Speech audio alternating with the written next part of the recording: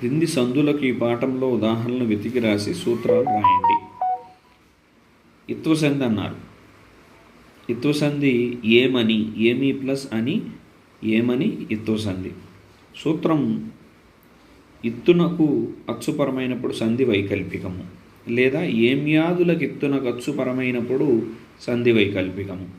రెండవది అత్వసంధి. అత్వసంధికి ఉదాహరణ మేనత్త, మేన ప్లస్ అత్త. అలాగే వంటాముదము, వంట ప్లస్ ఆముదము.